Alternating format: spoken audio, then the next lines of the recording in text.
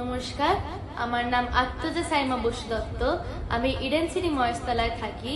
আমার বয়স 14। আমার বিভাগ গ।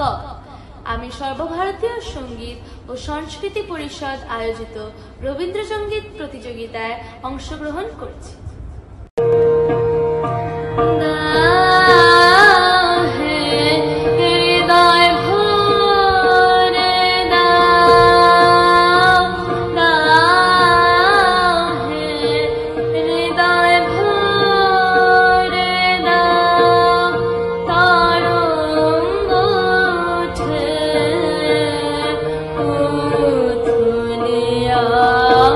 সুধা